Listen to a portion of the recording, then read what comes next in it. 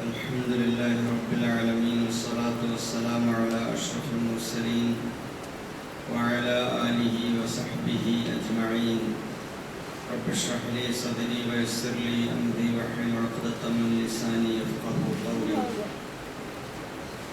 أعوذ بالله من الشيطان الرجيم. بسم الله الرحمن الرحيم. يا أيها الذين آمنوا هل أدلكم على تجارة تنجيكم من عذاب أليم. صدق الله العظيم. ബഹുമാന്യരായ സഹോദരന്മാരെ, സത്യവിശ്വാസികളെ, ജീവിതത്തിൻ്റെ നാനാമേഖലകളിൽ സർവശക്തനായ അല്ലാഹു സുബ്ഹാനഹു വ തആലയെ അവൻ്റെ അന്ത്യദൂതൻ മുഹമ്മദുർ റസൂലുള്ളാഹി സ്വല്ലല്ലാഹു അലൈഹി വസല്ലമയുടെ ചര്യകളെ മുറുകെ പിടിച്ച് ജീവിക്കുവാൻ, അതിലൂടെ അല്ലാഹുവിൻ്റെ പ്രീതിയും പരലോക വിജയവും നേടാനുള്ള നിരന്തരമായ ശ്രമങ്ങളിൽ ഏർപ്പെടാൻ എൻ്റെ സഹോദരങ്ങളെ ഓർമ്മിപ്പിക്കുകയാണ്. കാര്യങ്ങൾ ശ്രദ്ധയോടെ കേൾക്കുകയും നല്ലത് മാത്രം പിൻപറ്റുകയും ചെയ്യുന്ന, ചിന്തിക്കുന്ന സന്മാർഗദർശികളായ സജ്ജനങ്ങളിൽ അല്ലാഹു നാം ഏവരെയും ഉൾപ്പെടുത്തി അനുഗ്രഹിക്കുന്നു. നമ്മിൽ നിന്നും വേർപിരിഞ്ഞു പോയ നമ്മുടെ മാതാപിതാക്കൾ, സഹോദരങ്ങൾ, ബന്ധുമിത്രാദികൾ, കുടുംബാദികൾ, സ്നേഹിതന്മാർ, സഹപ്രവർത്തകർ, നമ്മുടെ സഹായികൾ, ഗുരുവര്യന്മാർ, എല്ലാവർക്കും അല്ലാഹു വിശാലമായ മഗ്ഫിറത്തും റഹ്മത്തും നൽകി അനുഗ്രഹിക്കുമാറാകട്ടെ. സഹോദരങ്ങളെ, പരിശുദ്ധമായ ഒരു മാസത്തിലാണ് നമ്മൾ നിലകൊള്ളുന്നത്.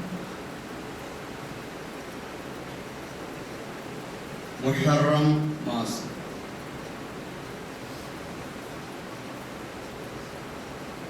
ഈ മാസത്തെ അല്ലാഹു പവിത്രമായി പ്രഖ്യാപിച്ചിട്ടുണ്ട് ഖുർആനിൽ. അതോടൊപ്പം ഹദീസിലും ഷഹ്റുല്ലാഹിൽ മുഹറം, പവിത്രമായ അല്ലാഹുവിൻ്റെ മാസം എന്ന് മുഹറത്തെ വിശേഷിപ്പിച്ചിട്ടുള്ളതും കാണാൻ കഴിയും.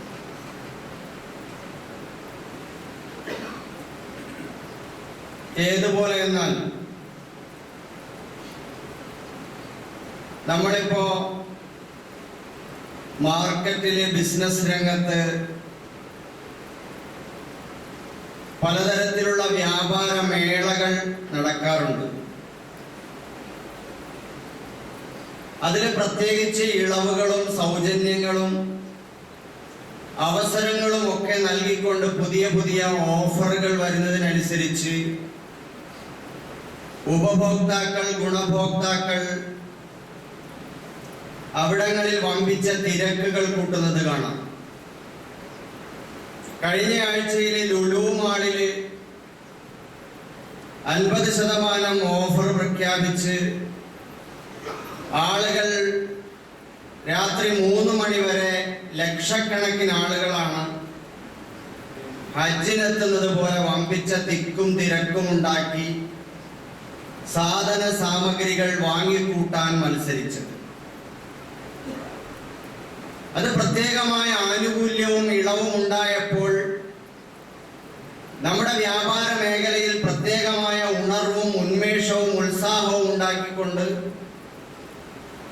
ആളുകൾ രംഗത്ത് വരുന്നത് കാണാൻ കഴിയും. മനുഷ്യർ സ്വീകരിച്ചു പോരുന്ന ഈ പ്രകൃതിപരമായ ഒരു മനോഭാവം പടച്ചവൻ അവന്റെ ദീനിന്റെ കാര്യത്തിലും നേരത്തെ തന്നെ അവൻ സ്വീകരിച്ചു വരുന്നത് കാണാൻ കഴിയും. പ്രത്യേകിച്ച് ദീനുൽ ഇസ്ലാമിനെ സംബന്ധിച്ചിടത്തോളം അല്ലാഹു തആല നമുക്ക് മനസ്സിലാവുന്ന ഭാഷയിൽ ഇതിനെ കച്ചവടത്തോട് ഉപമിച്ചിട്ടുള്ളത് കാണാം. ഹൽ അദുല്ലുക്കും അലാ തിജാറത്തിൻ തുൻജീകും മിൻ അദാബിൻ അലീം. നിങ്ങൾക്ക് ഞാനൊരു കച്ചവടത്തെ പറ്റി അറിയിച്ചു തരട്ടെയോ? വേദനാജനകമായ ശിക്ഷയിൽ നിന്ന് നിങ്ങളെ രക്ഷപ്പെടുത്തുന്ന യഗ്ഫിർ ലക്കും ദുനൂബക്കും വയുദ്ഖിൽക്കും ജന്നാത്തിൻ തജ്രി മിൻ തഹ്തിഹൽ അൻഹാർ, നിങ്ങളുടെ പാപങ്ങൾ പുറത്തു തരുന്ന, നിങ്ങളെ പരിശുദ്ധരാക്കുന്ന, നിങ്ങളെ സ്വർഗത്തിൽ അരുവികൾ ഒഴുകുന്ന സ്വർഗത്തോപ്പുകളിൽ പ്രവേശിപ്പിക്കുന്ന വമസാകിന ത്വയ്യിബത്തിൻ ഫീ ജന്നാത്തി അദ്ൻ, വളരെ പവിത്രമായ വിശുദ്ധമായ മനോഹരമായ പാർപ്പിടങ്ങൾ ഏദൻ തോട്ടങ്ങളിൽ ഒരുക്കി വെക്കപ്പെട്ട അതിമഹത്തരമായ മനോഹരമായ സ്വർഗം, അതൊക്കെ ലഭിക്കുന്ന ഒരു കച്ചവടം അല്ലാഹു സുബ്ഹാനഹു വ തആല പറയുന്നത്. ഈ ഈമാനികമായ കച്ചവടം മനുഷ്യർ പടച്ചവനോട് നടത്തുന്ന ഇടപാടാണ്. പടച്ചവന്റെ പേരിൽ അവൻ ഏൽപ്പിച്ച ബാധ്യതയുടെ അടിസ്ഥാനത്തിൽ മനുഷ്യർ തമ്മിൽ നടത്തുന്ന ഇടപാടുകളാണ്. സ്വഭാവങ്ങളിലൂടെ, പെരുമാറ്റത്തിലൂടെ, വിശ്വാസത്തിലൂടെ, ബാധ്യതകളുടെ നിർവഹണങ്ങളിലൂടെ, അവകാശങ്ങൾ നേടിക്കൊടുക്കുന്നതിലൂടെ ഒക്കെ മനുഷ്യരും തമ്മിലുള്ള ഹുഖൂഖുകൾ, ബാധ്യതകളും അവകാശങ്ങളും, അല്ലാഹു മനുഷ്യരുമായി ബന്ധപ്പെട്ട് നിൽക്കുന്ന ബാധ്യതകളും അവകാശങ്ങളും, മനുഷ്യരും ഈ പ്രകൃതി, ജീവജാലങ്ങളും സജീവ പ്രകൃതിയും തമ്മിലുള്ള ഇടപാടുകൾ, അതുമായി ബന്ധപ്പെട്ട് നിൽക്കുന്ന ബാധ്യതകൾ, ഇതൊക്കെ ഉൾപ്പെട്ട ഒരു പരസ്പരം കൊള്ളക്കൊടുക്കകളുടെ, കൊടുക്കൽ വാങ്ങലുകളുടെ ഒരു വ്യാപാരത്തിന്റെ ദീനാണ് ഇസ്ലാം. ആ ഇസ്ലാം ഈ വ്യാപാരത്തെ, ഇതിൽ നമുക്ക് മുടക്കാൻ കഴിയുന്ന മുതൽ മുടക്ക്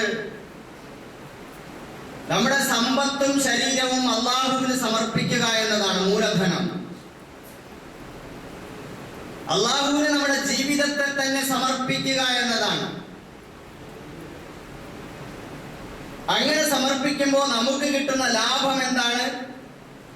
അത് അള്ളാഹുവിന്റെ ഇഷ്ടമാണ്, സ്നേഹമാണ്, പ്രീതിയാണ്, പാപമോചനമാണ്, സ്വർഗമാണ്. ആ സ്വർഗത്തിലെ അതിമനോഹരമായ സുഖവാസ കേന്ദ്രങ്ങളാണ്.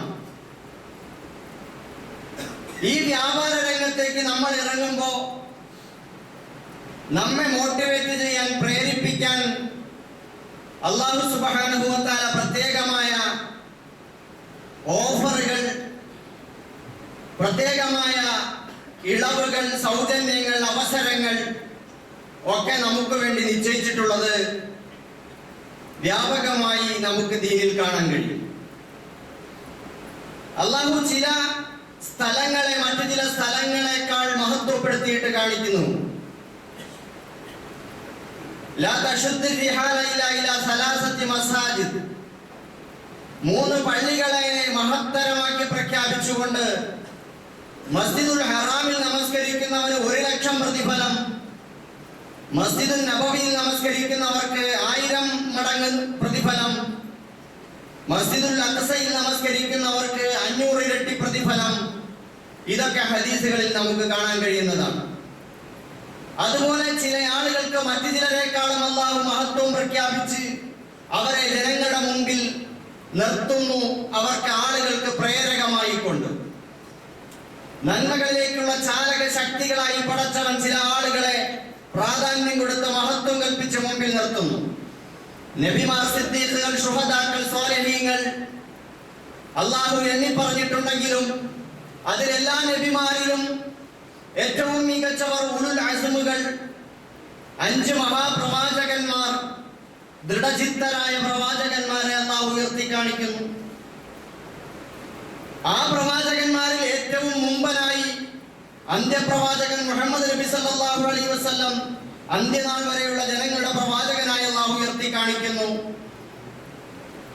ഇതേപോലെ സഹാബാക്കളെ പരിചയപ്പെടുത്തുമ്പോൾ അതിൽ അശറത്തുൽ മുബശ്ശിരീൻ, സ്വർഗം കൊണ്ട് സുവിശേഷം അറിയിക്കപ്പെട്ട ആളുകൾ എന്ന നിലയിൽ അവർക്ക് പ്രത്യേകമായ പദവികൾ കൊടുത്ത് അവരിലേക്ക് നമ്മുടെ ശ്രദ്ധ ക്ഷണിക്കുന്നു. ഇതൊക്കെ നമ്മുടെ മുമ്പിൽ നന്മകളിലേക്ക്, സത്യത്തിലേക്ക്, ദീനിലേക്ക് പുണ്യങ്ങളിലേക്കുള്ള ചാലക ശക്തികളായി ഈ മഹാത്മാക്കൾ നമ്മുടെ മുമ്പിൽ നിൽക്കുകയാണ്. ഇതേപോലെ ചില സമയങ്ങൾക്കും ദിനങ്ങൾക്കും മാസങ്ങൾക്കുമൊക്കെ അല്ലാഹു പവിത്രത കൽപ്പിച്ചിട്ടുള്ളത് നമുക്ക് കാണാൻ കഴിയും.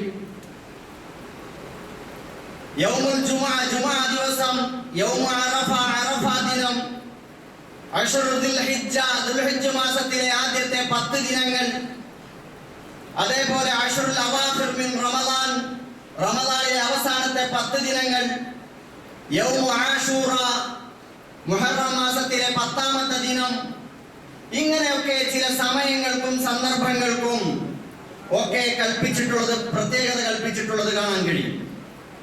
പരിശുദ്ധ ഖുർആൻ ചില മാസങ്ങളെ എടുത്തുയർത്തി കാണിക്കുന്നു. ഈ കൂട്ടത്തിൽ ആ മാസങ്ങളെ നമ്മൾ പ്രത്യേകം പരിഗണിച്ച് ആ മാസത്തിൽ എന്താണ് കൂടുതൽ ജാഗ്രത പാലിക്കേണ്ടത്, എന്തിൽ നിന്ന് വിട്ടു നിൽക്കണം, എന്തൊക്കെയാണ് അതിൽ നമ്മൾ ചെയ്യേണ്ടത് എന്ന അർത്ഥത്തിൽ ആ മാസത്തെ പ്രത്യേകം പരിഗണിക്കാൻ നമ്മളോട് ആവശ്യപ്പെടുന്നുണ്ട്. സൂറത്തുൽ തൗബ 36ാമത്തെ വചനത്തിൽ ഇങ്ങനെ കാണാം: ഇന്ന ഇദ്ദത്തശ് ശുഹൂരി ഇൻദല്ലാഹി 12 ശഹ്റൻ ഫീ കിതാബില്ലാഹി യൗമ ഖലഖസ് സമാവാതി വൽ അർദ്.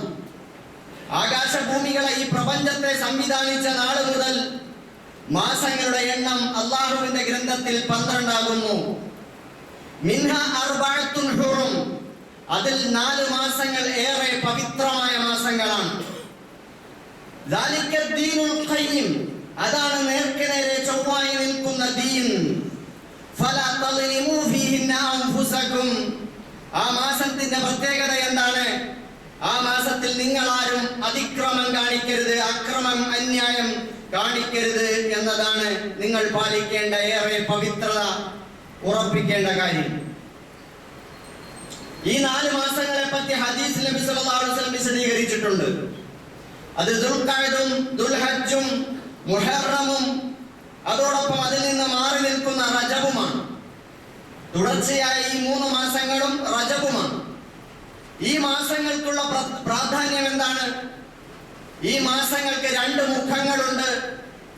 ഒന്ന്, ആ മാസങ്ങളുടെ ഒരു മുഖം യുദ്ധം ഹറാമായ മാസങ്ങളാണ് എന്നതാണ്.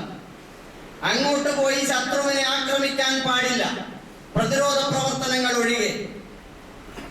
അപ്പോ യുദ്ധം ഹറാമായ മാസമാണ്. മനുഷ്യരുടെ ജീവനും സ്വത്തും അഭിമാനവും സ്വാതന്ത്ര്യവും ഇതെല്ലാം സംരക്ഷിക്കുന്നതിൽ അതിജാഗ്രത പാലിക്കേണ്ട ഒരു മാസമാണ്. അതിനുവേണ്ടി പ്രത്യേകം മാസങ്ങൾ നിശ്ചയിച്ചുകൊണ്ട് ക്യാമ്പയിൻ പ്രഖ്യാപിക്കുകയാണ് പടച്ചവൻ. ഭൂലോകത്ത് മനുഷ്യരുടെ ജീവിതം പൊതുവെ പരിശോധിക്കുമ്പോ ഓരോരുത്തരും അവനവന് ഇഷ്ടപ്പെട്ട നിലയിൽ ജീവിക്കുകയാണ്. താന്തോന്നികളായി, ഏകാധിപതികളായി, അക്രമികളായി, സ്വേച്ഛാധിപതികളായി, രാജവാഴ്ചയോടെ ഒക്കെ മനുഷ്യർ ഇങ്ങനെ അന്യായങ്ങൾ പ്രവർത്തിച്ചു കൊണ്ടിരിക്കുന്നു. അവരുടെ കീഴിൽ മറ്റു മനുഷ്യർ അവരുടെ പ്രജകളോ പൗരന്മാരോ അവരുടെ അടിമകളായി ജീവിക്കാൻ നിവൃത്തിയില്ലാതെ അഭിമാനം പണയം വെച്ച് ജീവിതം പണയപ്പെടുത്തി അവകാശങ്ങൾ നിഷേധിക്കപ്പെട്ട നിലയിൽ അവരൊക്കെ തന്നെ കഷ്ടപ്പെട്ട് ജീവിക്കുന്ന അവസ്ഥ പണ്ടേ നടന്നു പോന്ന ഒരു കാടൻ പ്രാകൃതമായ സംസ്കാരം.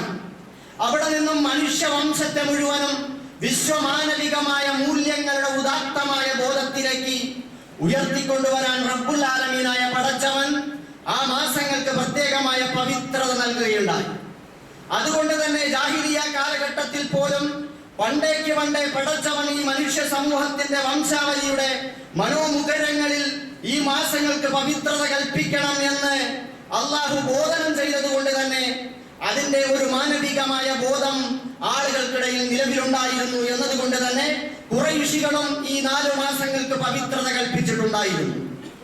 അല്ലാഹു സുബ്ഹാനഹു വ തആല അതിനെ ഊന്നി പറയുകയാണ് ഈ ആയത്തിലൂടെ ചെയ്യുന്നത്.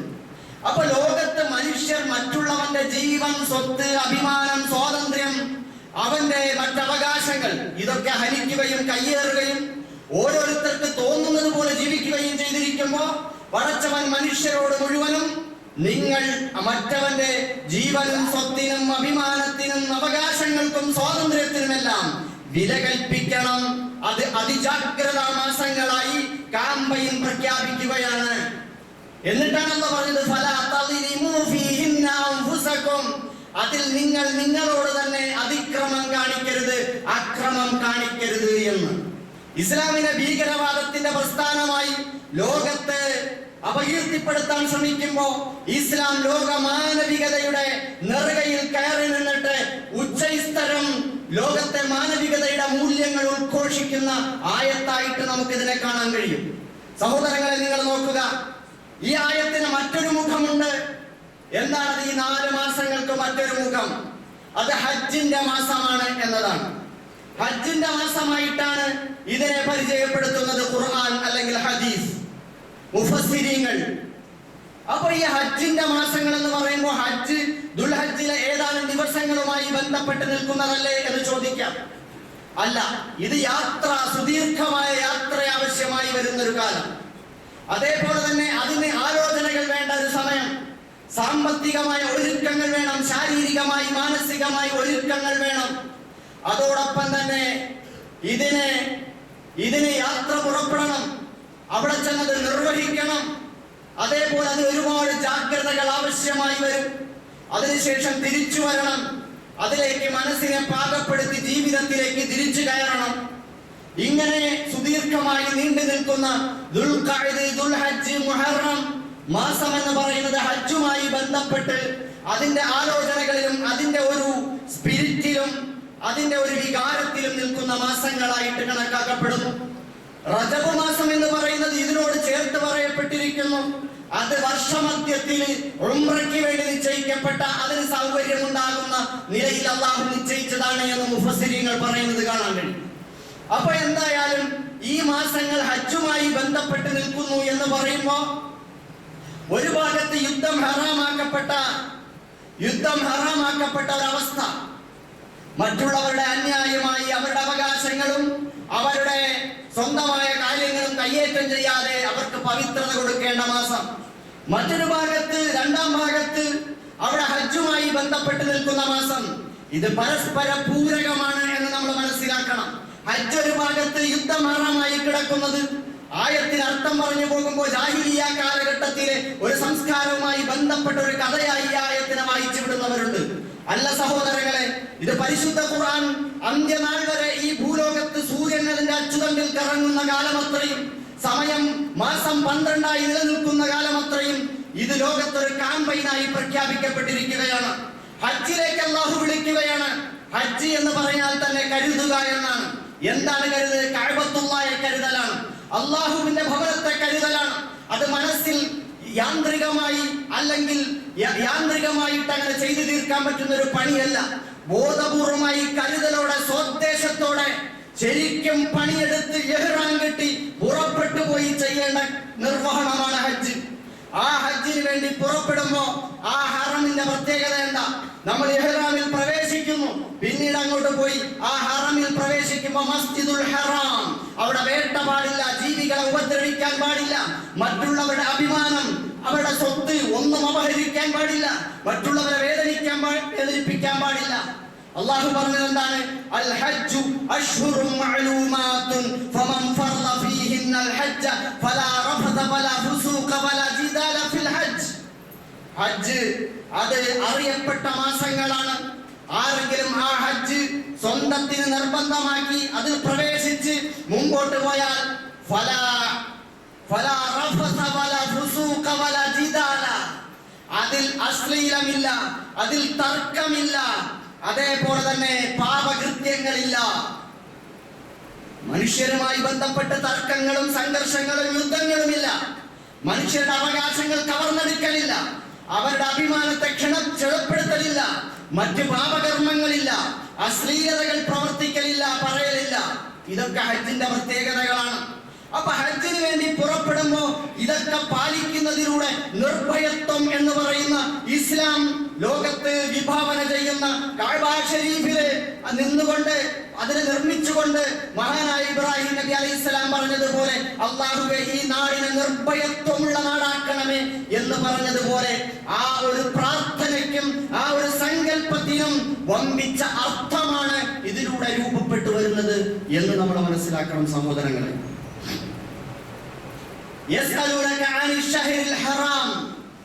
അവർ നിന്നോട് വന്നിട്ട് യുദ്ധം ഹറാമായ പവിത്രമായ മാസങ്ങളെ കുറിച്ച് ചോദിക്കുന്നു. ആ മാസത്തിൽ യുദ്ധം ചെയ്യാമോ എന്ന് ചോദിക്കുന്നുണ്ട്.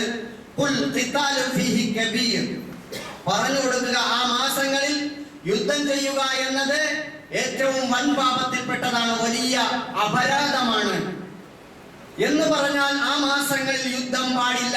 ഇങ്ങോട്ടടിച്ചാൽ തിരിച്ചടിക്കാം. അത് ഈ ആയത്തിന്റെ ബാക്കി ഭാഗത്ത് പറയുന്നുമുണ്ട്. അതിന് സംഭവം വേറെ. അപ്പൊ എന്തായാലും ഇവിടെ അല്ലാഹു സുബ്ഹാനഹു വ തആല നമ്മളെ മസ്ജിദുൽ ഹറാമിലേക്ക് വിളിക്കുന്നു. എന്നിട്ട് എന്ത് ചെയ്യുന്നു? ആ ഹറം പവിത്രമാണെന്ന് പ്രഖ്യാപിക്കുന്നു. ഹജ്ജിന് പുറപ്പെട്ടു കഴിഞ്ഞാൽ നമ്മൾ തർക്കം പാടില്ല, പാപകൃത്യങ്ങളൊന്നും പാടില്ല. അതേപോലെ അവിടെ ചെന്നാലോ നബി സല്ലല്ലാഹു അലൈഹി വസല്ലം അവിടെ നിന്ന് അറഫയിൽ പ്രസംഗിച്ചപ്പോൾ ഹജ്ജത്തുൽ വദാ വിടവാങ്ങൽ പ്രസംഗത്തിൽ നടത്തിയ പ്രസംഗം എന്താണ്? ഇതേത് മാസമാണ്, ഇതേത് നാടാണ്, ഇതേത് ദിവസമാണെന്നൊക്കെ ചോദിച്ചിട്ട് നബി പറയുന്നെന്താ? ഈ നാട് പവിത്രമായതുപോലെ, ഈ ദിവസം പവിത്രമായതുപോലെ, ഈ മാസം പവിത്രമായതുപോലെ നിങ്ങളുടെ ജീവൻ ഇന്ന ദിമാഅക്കും വഅംവാലക്കും വഅഅറാലക്കും ഹറാമുൻ അലൈക്കും, നിങ്ങളുടെ ജീവനും സ്വത്തും അഭിമാനവും പവിത്രമാണ്, മറ്റുള്ളവർക്ക് ഹറാമാണ്. മറ്റുള്ളവരുടെ ജീവനും സ്വത്തും നമ്മൾ കയ്യേറാൻ പാടില്ല. നമ്മൾ അതിനെ പവിത്രമായി കരുതണം. ഇതേതുപോലെ ഈ നാട് പോലെ, ഈ ദിവസം പോലെ, ഈ മാസം പോലെ, ഈ കഅബ ശരീഫ് പോലെ പവിത്രമാണ്. കഅബയ്ക്കെതിരെ ആരെങ്കിലും കയ്യേറ്റത്തിന് മുതിരുമോ? അതേപോലെയാണ് നമ്മുടെ മുമ്പിൽ ഓരോ കഅബകളുണ്ട്. ആ കഅബയ്ക്ക് അല്ലാഹു പ്രാധാന്യം കൽപ്പിച്ചുകൊണ്ട് നമ്മുടെ മുമ്പിൽ ഒരു മുഅ്മിനിനെ അല്ലാഹു ഹറമാക്കി നിശ്ചയിച്ചിരിക്കുകയാണ്. അൽ ഇൻസാനുൽ ഹറം, ഒരു ഹറമായ മുഅ്മിൻ, അൽ മുഅ്മിനുൽ മുഹറം, പവിത്രമായ ഒരു മുഅ്മിൻ നമ്മുടെ മുമ്പിലുണ്ട്. അവനെതിരെ കൈ ചൂണ്ടാൻ പാടില്ല, അവനോട് ദേഷ്യപ്പെടരുത്, അവനെ ഉപദ്രവിക്കരുത്. സിബാബുൽ മുസ്ലിം ഫുസൂഖുൻ വഖിതാലുഹു കുഫ്റുൻ, അവനെ ചീത്ത പറയൽ പാപമാണ്, അവനോട് യുദ്ധം ചെയ്യൽ കാഫിറായി പോകുന്ന പണിയാണ്. വളരെ പവിത്രമാക്കി നമ്മുടെ മുമ്പിൽ വെച്ച് തന്നു. സഹോദരങ്ങളെ, ആ അർത്ഥത്തിൽ നബി സല്ലല്ലാഹു അലൈഹി വസല്ലം ലോകത്തെ മാനവികതയുടെ അർത്ഥം പഠിപ്പിക്കുകയായിരുന്നു. ആ കഅബാലയത്തെ കുറിച്ച് അല്ലാഹു പറഞ്ഞത് എന്താ?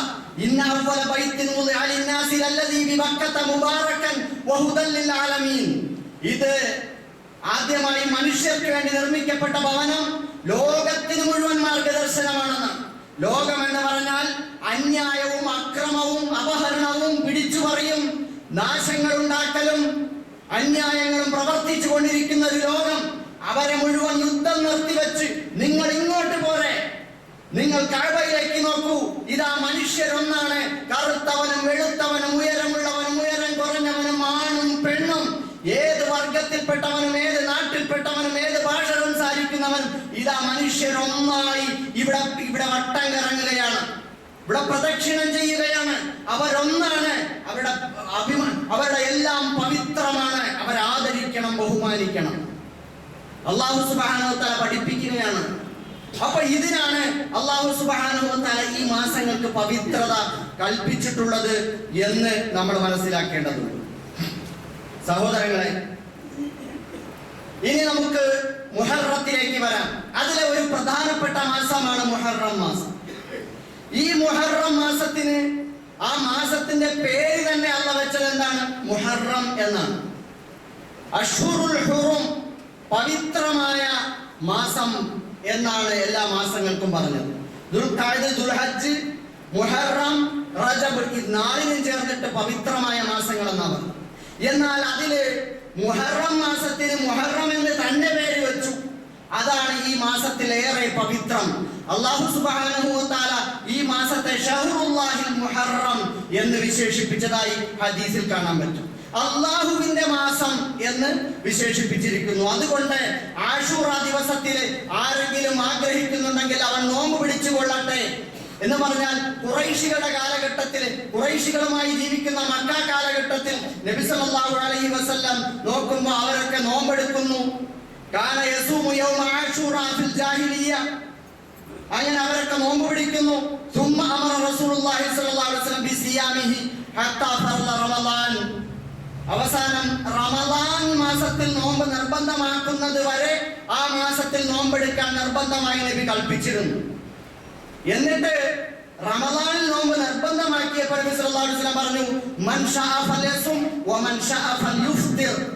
ആരെങ്കിലും ആഗ്രഹിക്കുന്നുണ്ടെങ്കിൽ ആ ദിവസത്തിൽ ആശൂറ ദിനത്തിൽ നോമ്പെടുത്തുകൊള്ളട്ടെ, അല്ലാത്തവർ നോമ്പെടുക്കാതിരിക്കട്ടെ എന്ന് പറഞ്ഞാൽ അതിന്റെ അർത്ഥം എന്താണ്?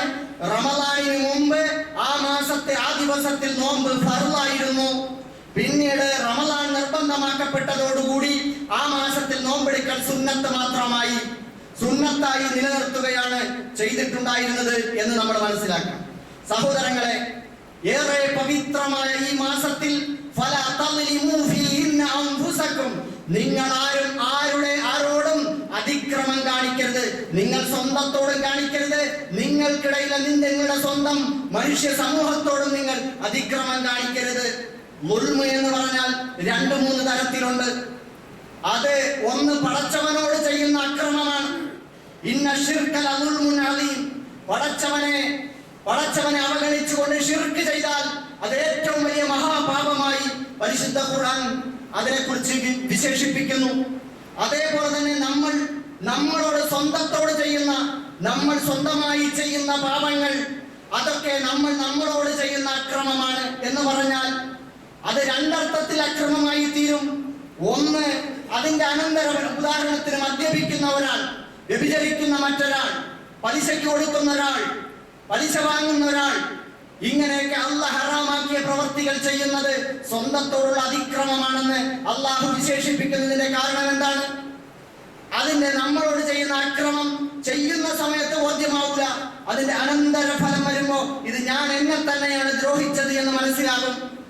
പലിശ വാങ്ങിയവൻ ആത്മഹത്യ ചെയ്യാൻ പോകുമ്പോ, മദ്യപിച്ചവൻ, ലഹരി ഉപയോഗിച്ചവൻ ബുദ്ധിയും ബോധവും ശരീരത്തിന്റെ ആന്തരിക അവയവങ്ങളും തകർന്ന് നശിക്കുമ്പോ, അതേപോലെ തന്നെ വ്യഭിചാരങ്ങളിൽ ഏർപ്പെടുന്നവൻ, അവന്റെ അഭിമാനവും അവന്റെ ജീവിതവും അവന്റെ ആരോഗ്യവും എല്ലാം നഷ്ടപ്പെടുമ്പോ അവൻ ഈ ലോകത്ത് നാശമായി വരുന്നു, നാളെ പരലോകത്തും അവന് നാശമായി വരുന്നുണ്ട്. അപ്പൊ സ്വന്തത്തോട് ചെയ്യുന്ന അക്രമം.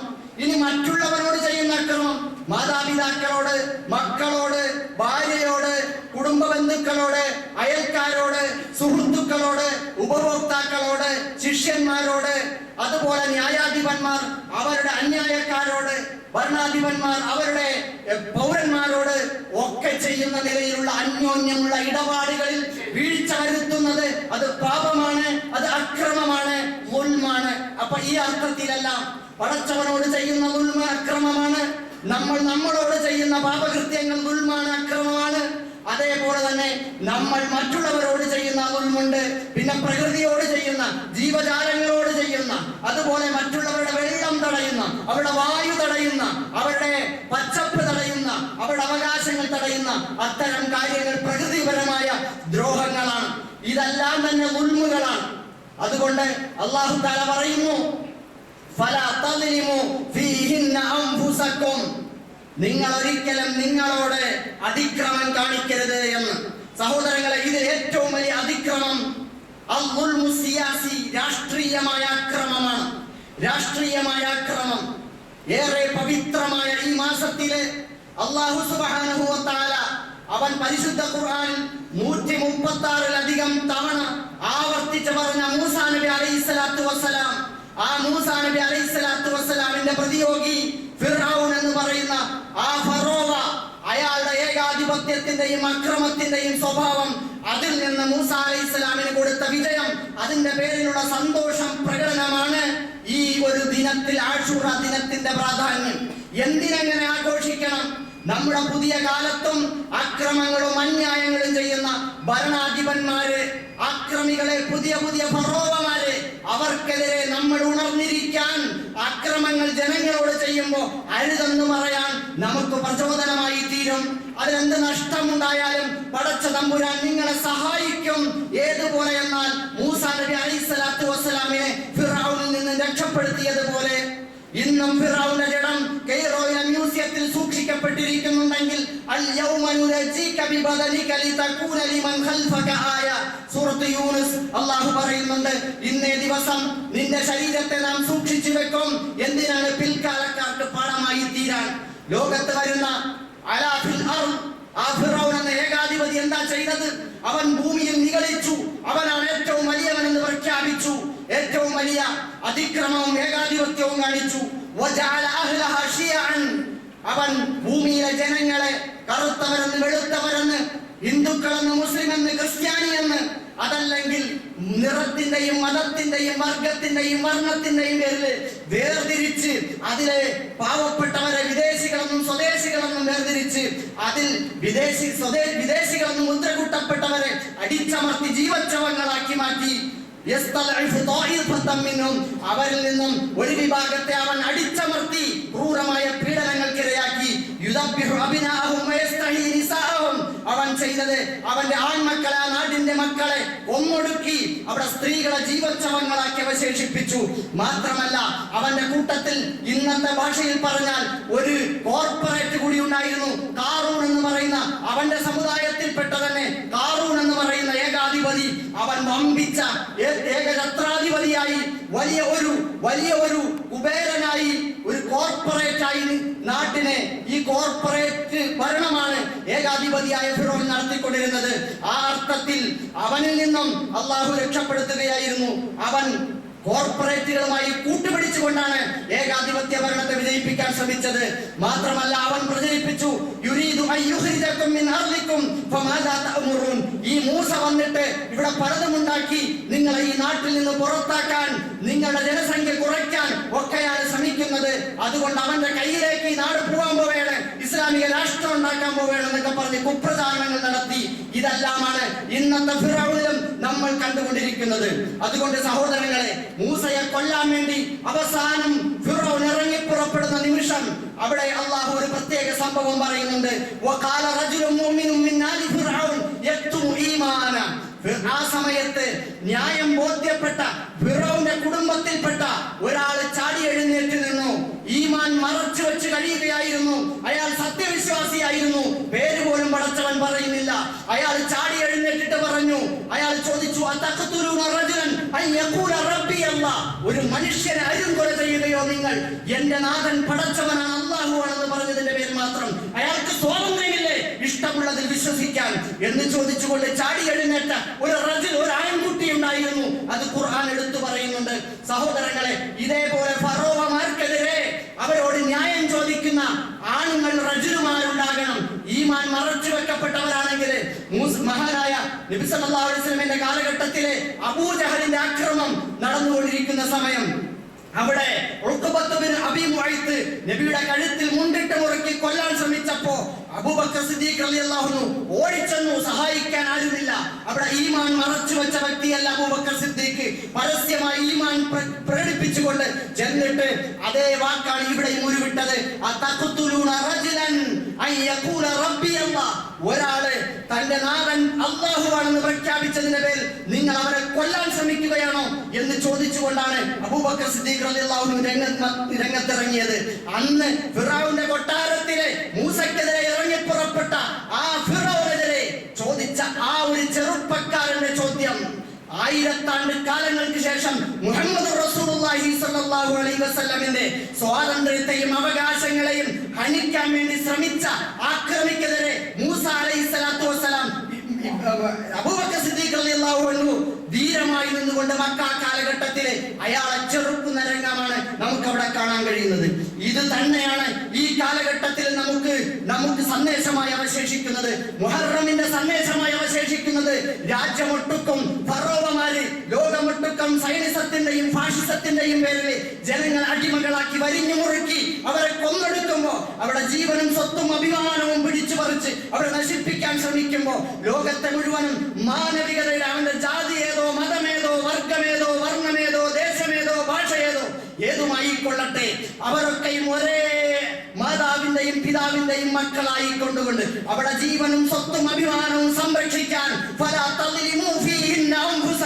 നിങ്ങൾ ആരോടും അതിക്രമം കാണിക്കരുത് എന്ന് പറഞ്ഞുകൊണ്ട് ഈ മാസത്തിന്റെ കാമ്പയിൻ പ്രഖ്യാപിക്കപ്പെട്ട ഈ മാസത്തിന്റെ പവിത്രത ഉയർത്തിപ്പിടിച്ചുകൊണ്ട് നമുക്കും ചോദിക്കാൻ കഴിയണം. ഒരാൺകുട്ടിയായി ഒറ്റയ്ക്ക് എഴുന്നേറ്റ് നിന്ന് ചോദിക്കാനുള്ള ആർജവം നമുക്കുണ്ടാകണം. എന്റെ നാഥൻ അല്ലാഹു ആണെന്ന് പറഞ്ഞതിന്റെ പേരിൽ നിങ്ങൾ ഒരാളെ തല്ലിക്കൊള്ളുന്നോ, നിങ്ങൾ ഒരാളെ വെട്ടിക്കൊള്ളുന്നോ, നിങ്ങൾ അവന്റെ വീട് ഇടിച്ചു നിരത്തുന്നു എന്ന് ചോദിക്കാനുള്ള ആർജവമാണ് മഹാനായ മൂസാ നബി അലൈഹിസ്സലാത്തു വസ്സലാം നമുക്ക് പകർന്നു തരുന്നത്. മഹാനായ റസൂലുള്ളാഹി സ്വല്ലല്ലാഹു അലൈഹി വസല്ലമയും സഹാബാക്കൾ നമുക്ക് പകർന്നു തരുന്നത്. ആ സന്ദേശത്തെ ഏറ്റെടുക്കാൻ അല്ലാഹു നമ്മെ എല്ലാവരെയും സഹായിക്കുമാറാകട്ടെ. റബ്ബനാ തഖബ്ബൽ മിന്നാ ഇന്നക അൻത സമീഉൽ അലീം വതുബ് അലൈനാ ഇന്നക അൻത തവ്വാബുർ റഹീം.